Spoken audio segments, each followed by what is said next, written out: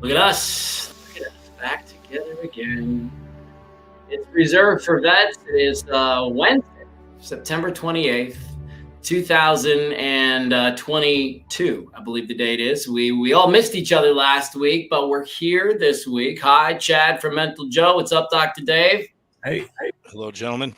Oh man, it's good to see you. I hate to do this to you, but my son is literally calling me as we speak, and I feel like I have to answer the phone because he's supposed to be getting out of school at this time. Pardon me, Truman. Hey, Yaya is. Yeah, she did, and then we changed it because I forgot I'm on reserve for vets right now. We're actually live having this conversation. It's good. Hi, how are you? Okay, well, that's Yaya. Okay, bye. This poor kid's walking around in the heat going, "Where's my dad? I thought my dad was picking me up from school today." Hey, listen, everybody needs an I walked uphill both ways stories. I'm just trying to give them one, okay? But anyways, we're back at it after being gone this past week. I had the privilege of being in Minnesota for my grandfather's funeral.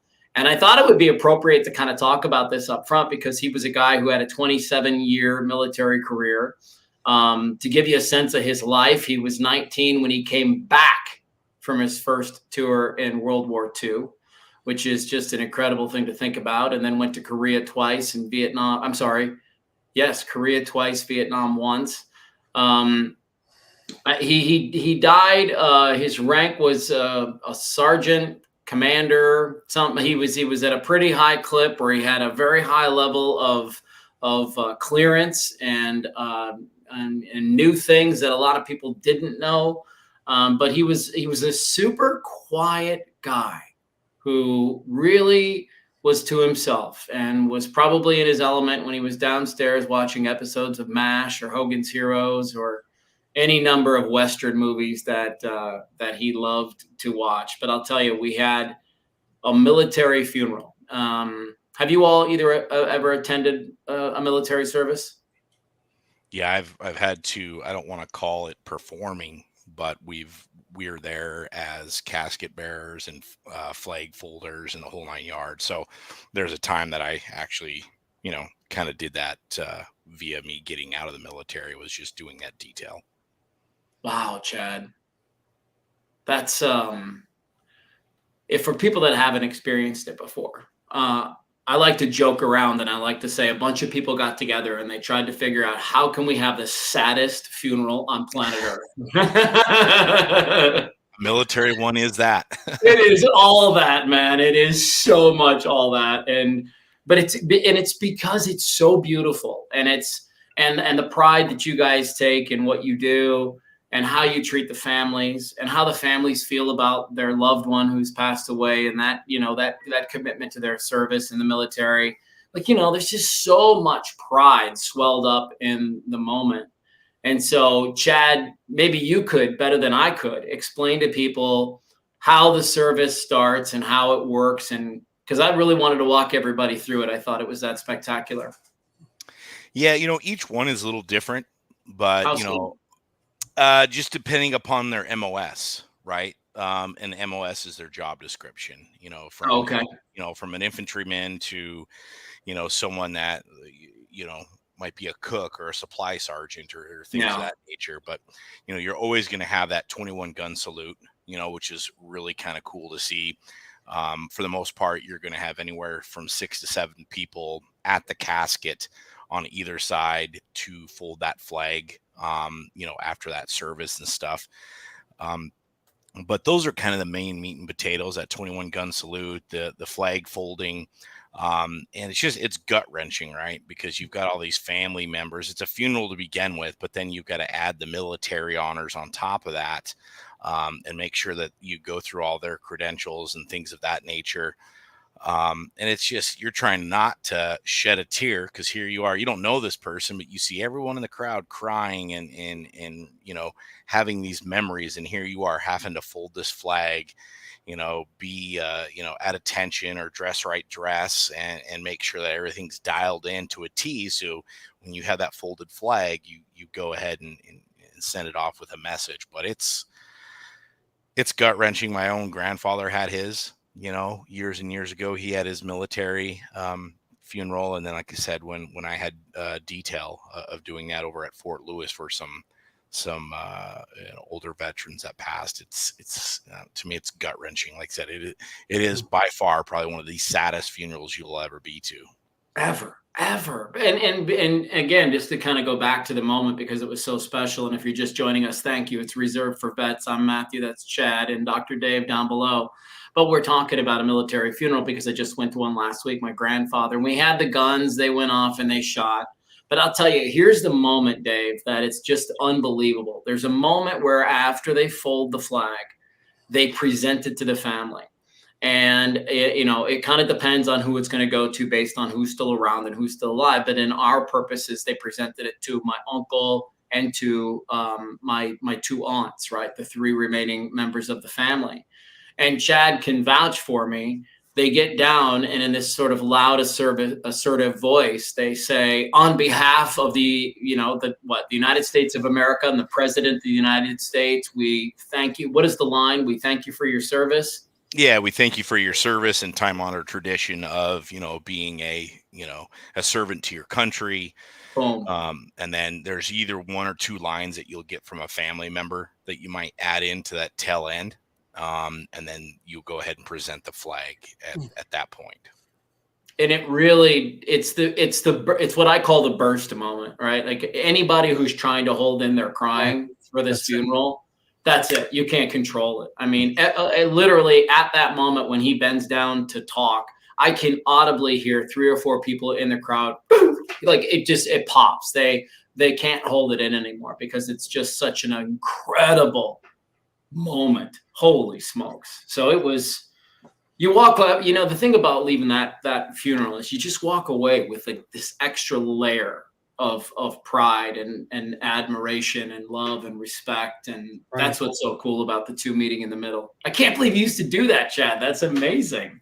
Yeah, I mean, you would get volunteers, right? So then you'd have to go through like a whole, class of it, right? You'd still have your platoon sergeant or your squad leader that would lead you in this, and you're literally reading the book and learning how to fold the flag, and then you do it with a couple other guys. I'll give you one quick story that still sits with me today, and I can remember this day so clear to even the car ride back to post.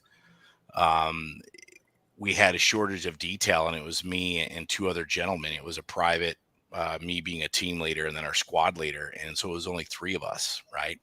With 3 other family members that helped us carry the casket. But we were the only knuckleheads that knew or supposedly knew how to fold this fucking flag, right? Well, we are sitting here and you were in the background. You're still kind of carrying this. You're still hanging on this. Fuck. I felt like I desecrated this poor individual, this veteran. We were folding the flag, and the poor private, it was his first time doing it. And as we are getting the commands from the squad leader to do this, this kid literally folds the flag the wrong way, and because he is shaking, like a hand slips and the flag droops and hits the casket. And that is like, I mean, we knew it, right? Because it's cringeworthy. Cringe moment, yep. But probably nobody else really caught on to it, except for maybe 1 or 2 other veterans that are watching this from a distance going, oh my God, what the fuck did they just do? And the whole time I am sweating balls, like, don't throw up. Do not throw up. You miscued, you screwed the pooch on this. Right. And we got the flag to the family, but you could tell in a couple faces that they're looking at us like, you bunch of retards. Oh, hell.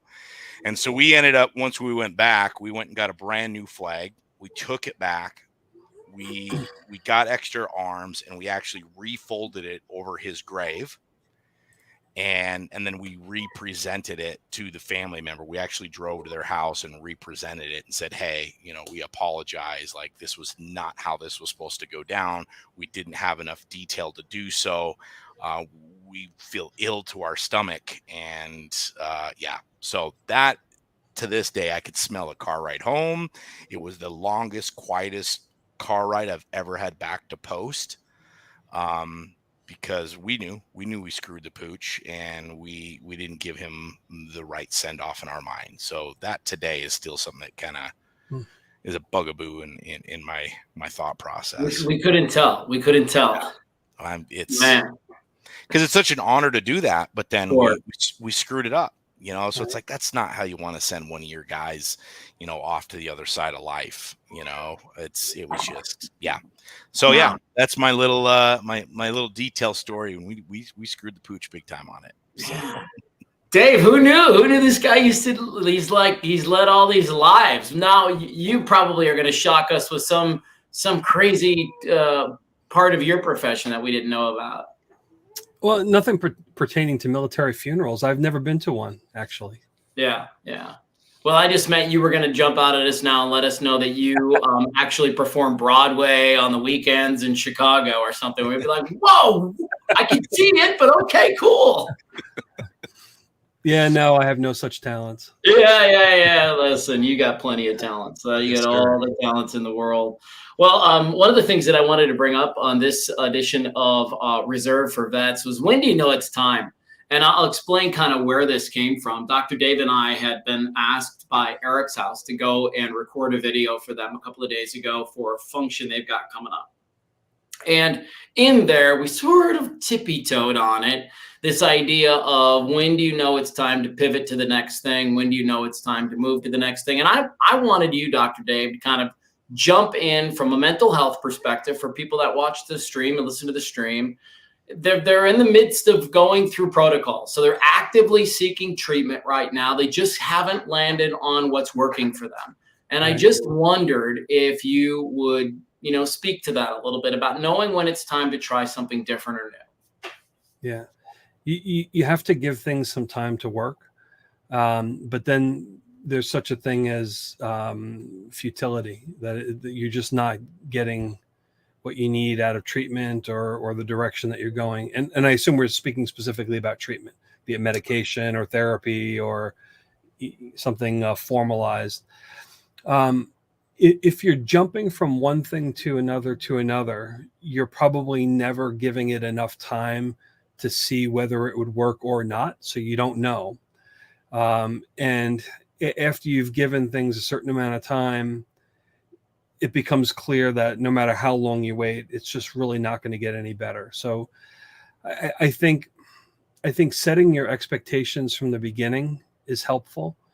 So, when you meet with a therapist, a lot of times people will have a sense of whether it seems like a good fit or not. If you really, really get a bad feeling from the first visit, I think it's fine to look for somebody different before you commit too much, either in terms of, finances, putting it into therapy or time spent.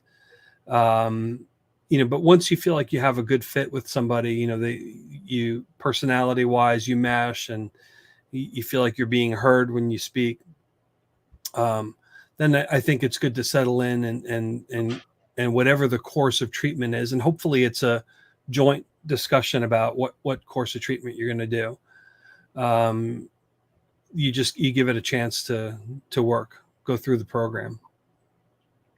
How long is that on average for certain types of medication? Because I know when I went through my own journey, there would be a couple that I tried and I knew within like 2 days that it was not a fit for me. It didn't feel good in my body. I couldn't sleep. You know what I mean? Like there was all kinds of like side effects of it to me. How long, generally speaking, do you think people need to give it?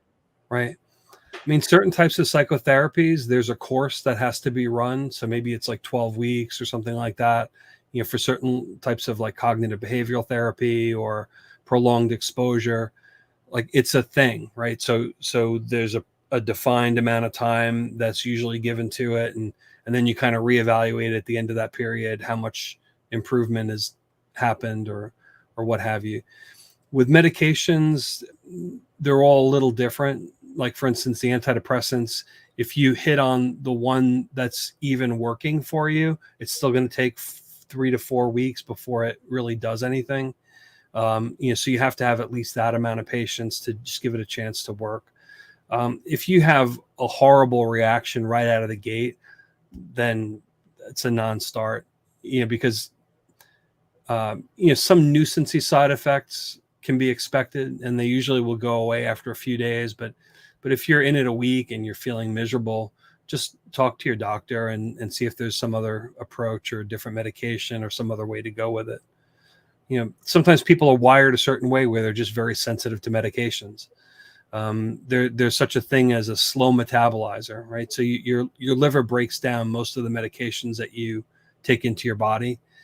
And there are some people that are fast metabolizers. Their liver enzymes just chew the stuff up and it doesn't have a chance to really stick around. Some people are slow metabolizers, and you take, a grandma dose of a medication and you're having, 80% of the side effects that are listed in the PDR. So that's interesting about the liver. I guess I didn't know that. I mean, like, I'm somebody who's a super lightweight when it comes to medication. If I go get surgery or something like that, I tell them, like, go easy, because the last back surgery that I had to have, I ended up staying at the hospital a full 36 hours after my surgery because of the freaking medication, because of all the side effects of the medication. And it sucked. The cool thing now is they have a genetic test that you can do. Really? And the genetic tests tend to be kind of expensive. Insurance will cover it in a lot of cases. I don't do genetic tests on everybody that I see, but if I get two weird reactions in a short period of time, then I stop and take a step back and say, let's do the genetic test, because you're not supposed to have this extreme a reaction right out of the gate. Most people will have, certain things, but you're like really an outlier, and we need to take a look before we, go any further what we got going on here. What would you find in that genetic test? What would you be looking like? Where do they just ask their normal doctor for it? Sure. Yeah. So the ones that I've used in psychiatry, the types of things they test for are things that are commonly showing up with psychiatric medications. So it might be liver enzymes pertaining to antidepressants, stimulant medications, and usually they'll throw in pain medications for good measure. The interesting thing is, whatever the results are of that genetic test, medications that you get from your primary care doctor use the same liver enzyme systems. So if you get the genetic test from me, you can apply that to other medications that you get as well to see, whether there might be a problem or not. And so what you're looking at is how fast or slow your liver breaks down certain things. There's a serotonin reuptaker that if you're missing the serotonin reuptaker genetically, you're not going to respond well to SSRIs. It's not a medication class that you'd even want to waste your time with. With the pain medications, there are some people that are super sensitive to pain medications, and so you'd want to know that, specifically opiate pain medications. So it's useful to know that ahead of time, before getting prescribed that. So it just helps to predict where you might run into problems. Seems like it should be mandatory, doesn't it, Chad? I was just going to say, is there a reason they don't do this at the beginning of any kind of, anything when you go get your blood work done? Right. Yeah. I haven't checked to see what the prices are lately, but a few years back, it was about $3,000 for the panel. So, but I would assume that panel and info would be good for the duration of that person's life, right? Because, I mean, a liver is a liver, and you would have that to be able to transfer to doctors and say, because I was one of those, right? Like, I've been on all sorts of SSRIs not my entire life, but at least the last 20 years. Some I gained a ton of weight from and felt lethargic and gross, and others I felt great. And right now I'm on only 37.5 of Effexor, and I've gone down within the last 9 months from 150 milligrams to 37. So yeah, that's like nothing. Yeah, that's a very low dose. Yeah. So stoked about that progress. But yeah, I'm with Matthew. Like, God, why wouldn't this be mandatory for especially mental health? Like, that's not much you want to play with, I would think there. Yeah. No, I think when it's used a lot and the prices come down, it would probably be worthwhile to get it. And you're right, it's one and done. You get it once sometime in your lifetime. The only thing that may change is, in the future, they may, come up with some additional tests that they add to the panel as the technology improves. But the basic stuff, once you know what you have going on, that's never going to change. So that information will be good for the rest of your life. What's so funny is I want to go get some blood work done myself here the next week or so. I was going to call my doctor this afternoon to set that up, and I'm going to ask about this genetic test now and find out if he offers it, because I would just love to know. Is this something that a naturopath can do too, or does it need to be? They might be able to.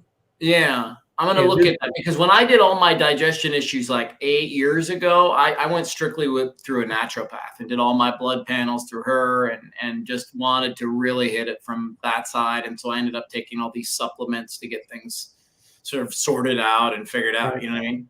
Yeah. Off the top of my head, I can think of 3 different companies that offer similar panels. But yeah, you could ask. What do you, I mean, can we know them?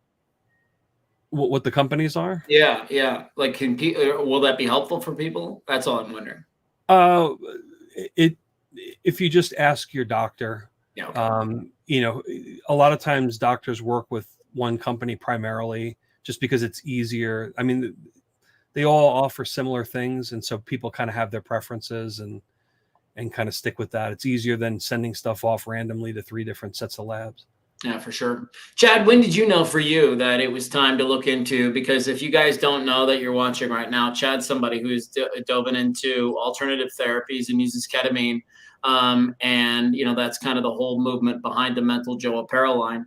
But when did you know? When did you know that, and I want you to go back, not just even when you started doing ketamine, but maybe when you switched medications around, what was happening? What were you feeling in your life? Where you're like, I don't know, this isn't it. This isn't working. Yeah, I mean, so the effects are, I guess you'd say prescription was when I was an inpatient, right? Prior to that, though, when I would do other medications, it was just that, I just listened to my body. I gained weight extremely quick. I wasn't clear. A lot of brain fogginess. I would still get angst or angry or upset. So I knew it wasn't really curbing those, fight or flight emotions or numbing those out that mostly SSRIs are supposed to do anyway. So through the years, I've really just kind of played with stuff and really listened to my body. The biggest thing, like you said, as of recent though, was that inpatient one. Like I said, they prescribed me 150 milligrams, which is, over, double the dose of a therapeutic, which is 75 milligrams, I believe, is the therapeutic dose of. We have a doctor. We can ask, Chad. We don't have to think. Well, I'm waiting for him to nod or go, no, idiot. It's 80, not 75. But yeah, so I always say I got the 150 milligram dose of, cuckoo for Cocoa Puffs. You kind of give that to people that are on edge. So, but yeah, from what I've been told is that therapeutic dose is 75. And like I said, right now I'm at that 37.5. So slowly coming off these things, and I can feel a difference in energy and clarity. And I'm just in a better headspace too. I journal, I meditate, I'm in the gym, 6 days a week. So I've added other things into my life to, guide me and control those emotions, as opposed before it was gym and pop a pill, and hopefully that takes care of it. So more of a lifestyle change is what people need to look at when they're really looking at this stuff. I want to ask you something really quick, Dr. Dave, which is something he talked about there. How many times are a patient and the doctor really close to getting it right? They just don't have the dosage where they need it to be. That's pretty common. Is it? I think that the most important thing as a patient is, if you have questions about something, ask, but then don't insist that you have to have it a particular way. So and let me clarify what that means. I've had some people come into my office and they say, well, I read this on WebMD, or I read this on the internet, that this medication is the best thing for what I have, so I want to be put on that. It's like, okay, well, let's talk about what you have going on, and let's do an evaluation and see. And maybe I might see certain things where that's not the best.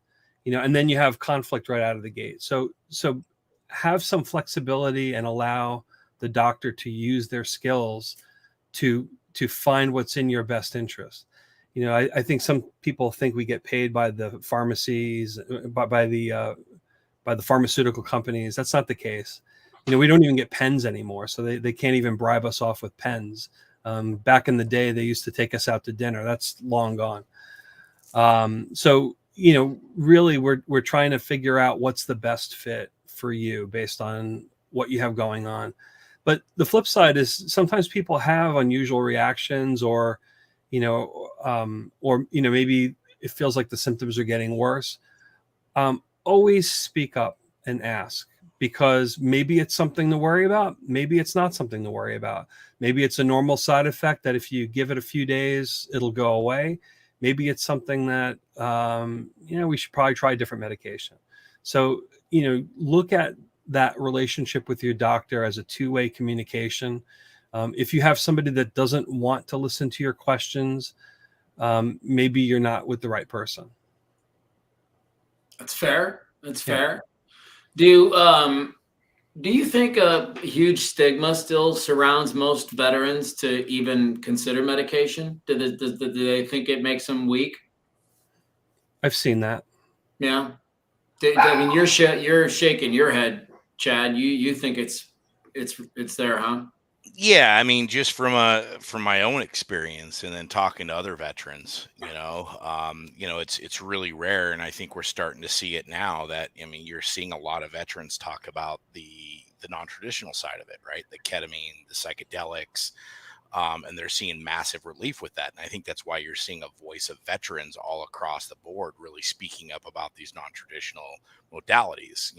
I say the same thing. Like, I know what I thought and felt when I didn't do ketamine. I know and feel how I feel now, and I'm two different freaking people. So in my mind, that non-traditional was the way to go for me. Again, it's a tool. It's not for everybody. I'm not looking to have this stuff handed out at your local 7-Eleven. It's got to be done with the right. What about your local Girl Scout troop? If they're given a free box of cookies with it, I could disassociate and eat some cookies. My ketamine and some do-si-dos, right? There we go. We shouldn't even bring this up. That's horrible.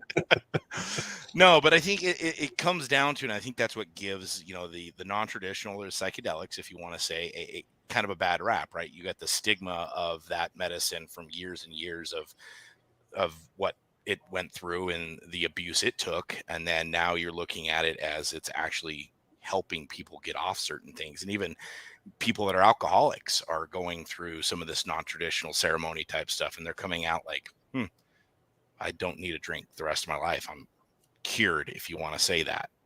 So I think it's a tool, and we have to use all these tools accordingly. Otherwise, we're going to find ourselves in another mess.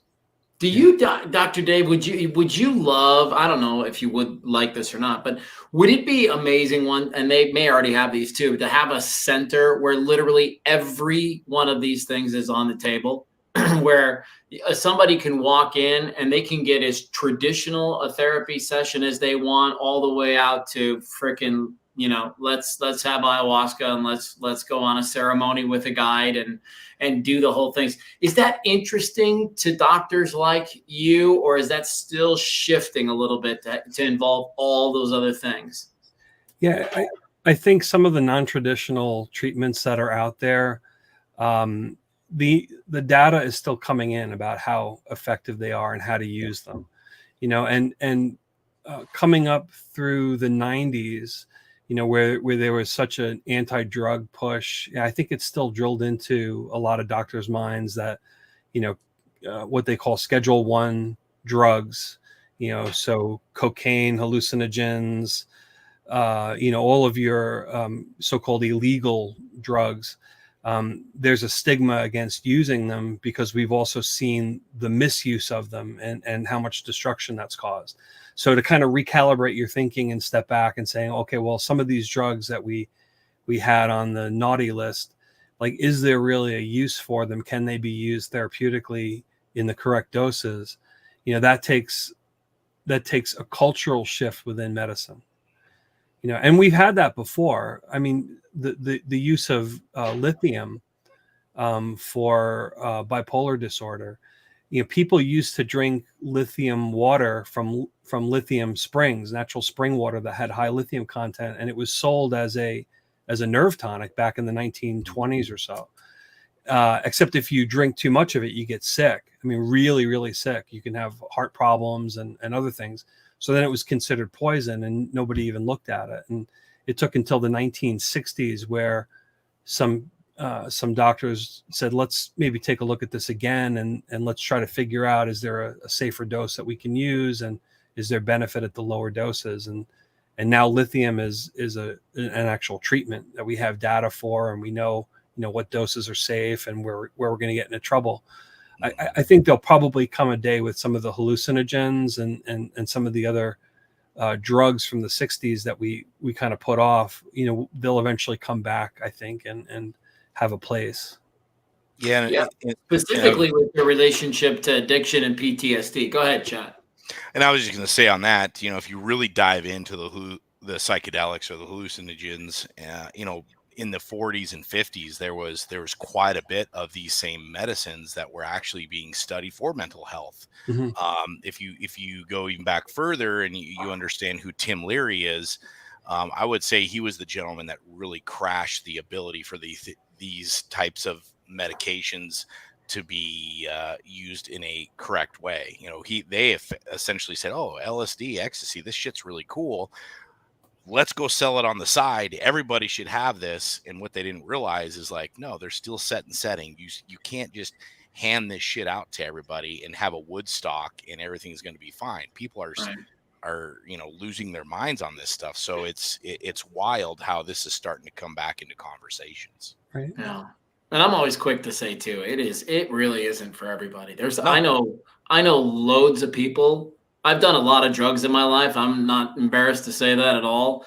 I've done loads of drugs in my life. There's a lot of people who should never take drugs. There's a lot of people who have no business, trying to do certain things, because there is a lot that can happen psychologically during one of these experiences. And, not everybody's equipped for that kind of a thing. And that's okay. It doesn't have to be for everybody. It just has to be for the right people, right? Yep. Right. And I think the people that are in this space are echoing that, right? Because they know the cautious, they know the history, they're trying to learn from it, right? Like I said, you don't want this stuff being handed out at your local 7-Eleven, right? You want it done with a psychologist, psychiatrist, a psychonaut, a shaman, people that know and understand these things to hold space for you, so you can do it correctly. But yeah, it's a tool like anything.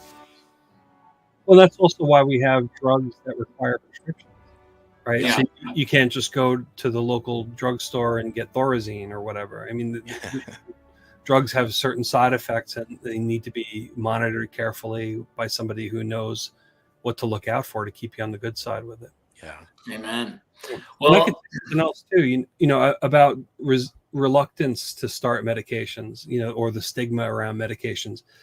A lot of folks that I've talked to that were really resistant to taking medications, I think, had it in their mind that it's like, well, once I start with this, it's going to be like a never ending journey. I'm going to be, addicted to this stuff. I'm going to be on this for the rest of my life. If I open that door even a little bit, then I'm going to be stuck in this world that I don't want to be in. And it doesn't have to be that way. I think if you're using medications with a very specific purpose for a specific period of time with measurable endpoints, I think it's perfectly fine. If you don't have some clear sense of where you're trying to go, you could get stuck on medications because you're not putting the work in to get beyond them. Well, and you've often said, Dr. Dave, that you can't just take the medication and expect everything to disappear and go away. You have to then work out, start eating right. You have to, it's just a piece of the puzzle, right? Correct. Yep. Well, as we wrap up, I want an update on the apparel line, man. Last time we talked, you talked to us about the Made in America Dirt to Shirt, and how are things going? We're good. We've got all of our shirts in. Everything's private labeled, tagged, the whole 9 yards. We've got a couple different festivals from here on out in the Valley that we're going to be to monthly. So once those kick off, we'll let everybody know where we're going to be and set up tent and sell what we can. And so, yeah, we're good. I've got a couple different manufacturers in our back pocket. So we're driving forward with the American made. I know that's a tougher decision. It's easier to just order it and get it from overseas, but we've all seen supply chains and what they've done to us in the last 3 years. So really pushing forward on it. We've done well, but there's always going to be one or two setbacks, in this little entrepreneurial world that we all live in. So I got 2 books for you to read. I just had one of them recommended to me. Adam, maybe you guys have read this book before. I'm going to pull it up. There's one called The Originals by Adam Grant, which is pretty good about starting, a company. And then the other one is The Startup J Curve by this guy. I think his name is Howard Long or something like that. Howard something. At any rate, it's kind of about the curve of the business and entrepreneurial and how you're going to kind of do this J. So you're going to start with your idea, but it's just go straight down. Like, you know what I mean? You think about the letter J, like your business is going to go straight down. It's going to hit a valley and then it's going to start to kind of make its way back up. Howard Love, that's the guy's name. Howard Love, got it. Yeah, I'd read the J Curve, man. I think it's going to help you feel like you're not alone. I think it's going to help you feel like you got other people out there dealing with the same kind of things. Yeah, no, I will do that because we're definitely in the valley. We're looking up. We're in the valley for sure. All 3 of us are, buddy. Don't worry about it. All 3 of us are. Yeah. Dr. Dave, any final words from you as we wrap up today? No, I think we covered a lot of good ground today. I do too. Appreciate your time. Appreciate you guys watching us along, and we'll make great effort to be here every Wednesday at 1:00 and do this thing again. You guys can follow @MentalJoeApparel on Instagram and on Facebook, and you can get connected to his brand. And each sale of shirts and hats and sweatshirts all benefits the non-traditional therapies. And so, good on you, brother, man, for starting up something cool. Yeah, thank you, sir. Thank you. All right. Have a great day, everybody. Thanks for watching.